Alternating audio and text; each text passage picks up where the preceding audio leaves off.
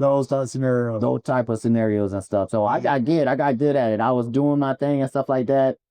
I had a little problem from the white guy and stuff. He didn't like the way I moved. You know, I'm a young black guy making. How do you move though, man? Because that's even got me thinking. Like you said, 130-degree weather. Yeah. You got all this food that's frozen. Yes. And you got 30 minutes to move it, or to solve the problem with it. Yeah. And well, as soon as the basically a reefer truck and stuff, they're driving a big tractor truck. It's called a reefer trail. So what it is it's basically like a big old refrigerator.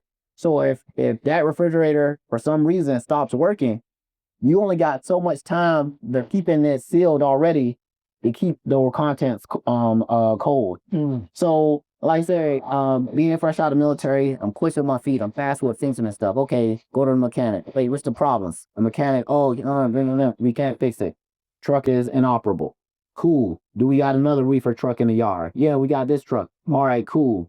Have him back it in. Well, we have to do what we call a transload. So we taking all the contents from that broke down reefer and transfer them to a reefer that works. Depending on the situation, if that food needed to go to another base, we'll just switch the truck.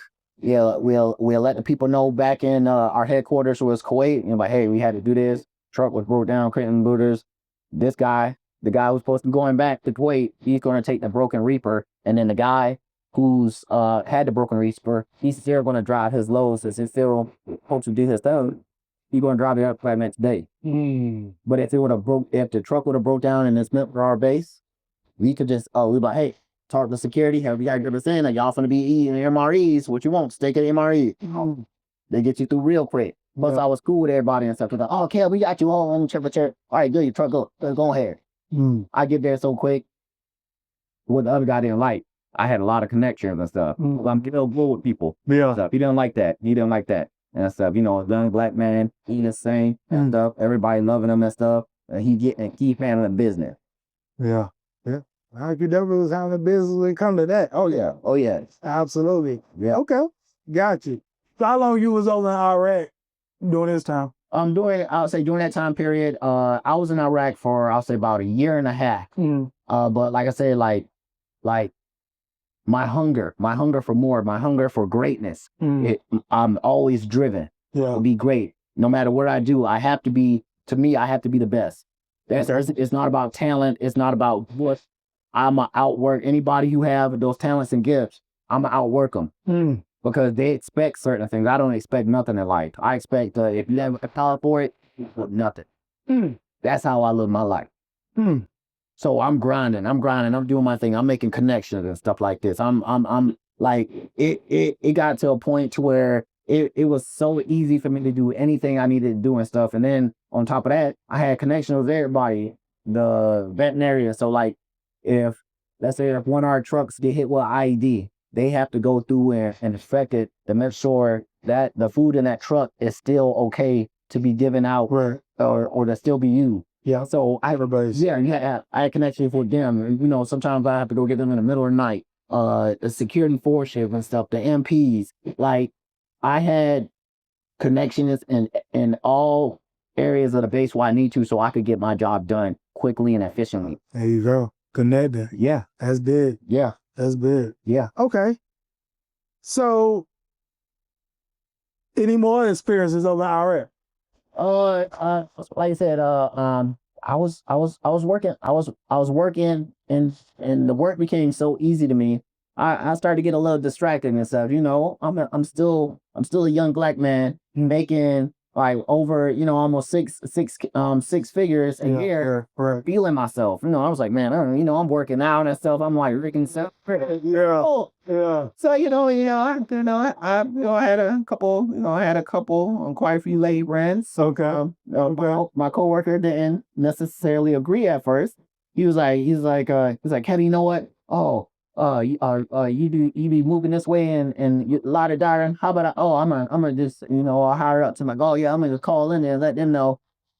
When stuff that's the thing with mental stuff like that. You know, if I do my job and stuff, leave me alone. Let me do where my devices is and shit.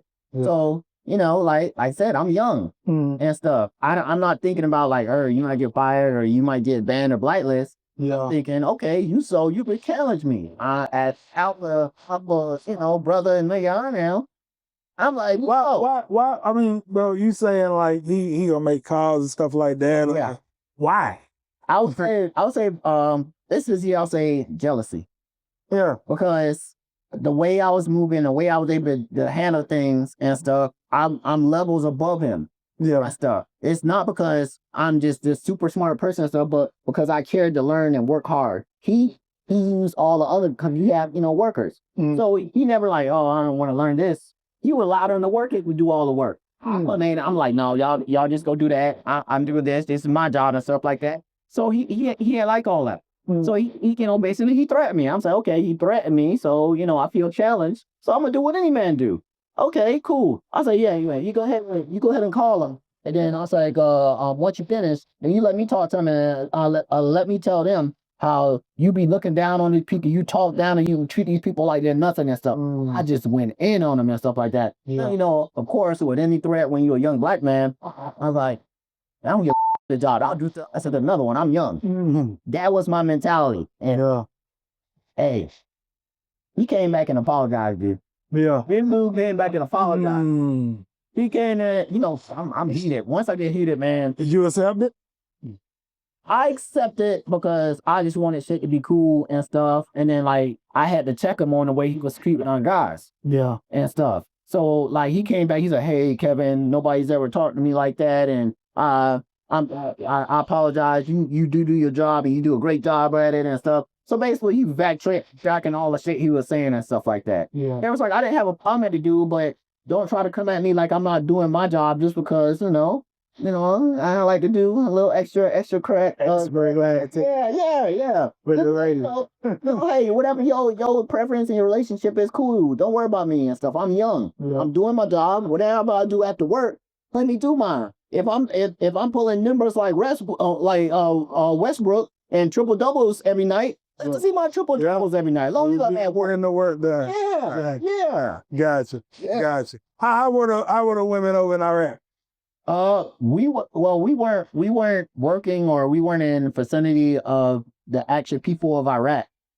We dealt with some of them, like interpreters and stuff like that, but we're encased in the base. You don't leave the base. The base is your safe zone. It's your workplace, where you live and stuff. So he had military women, contractor women. They also had the women was doing like, working at the PX or the salon, or, cutting people hair, or at the spa. Yes.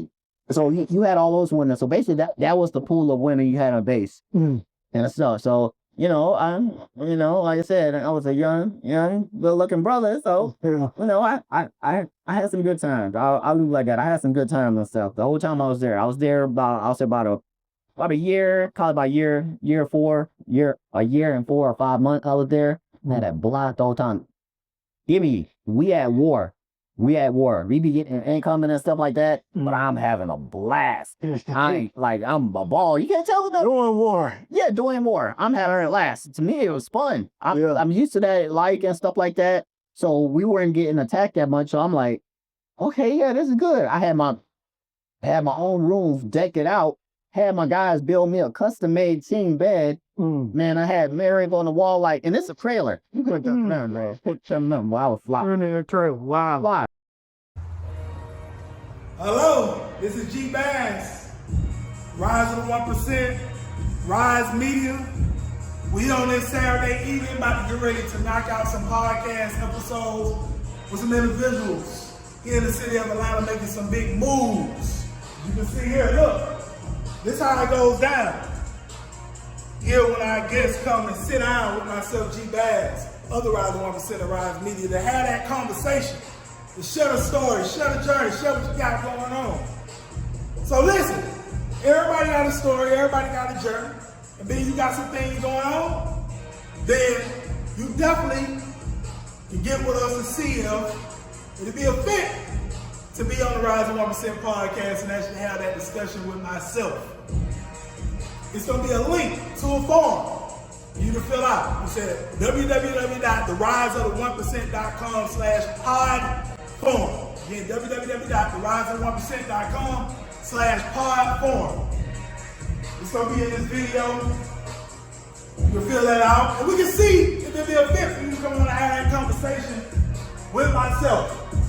If you don't fill out the form, then obviously it's not for you, and that's fine.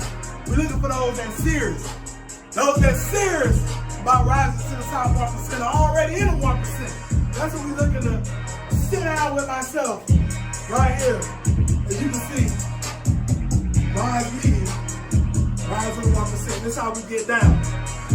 We have a great time and have a lot of fun doing it. So once again, if you're serious, make sure you fill out the form.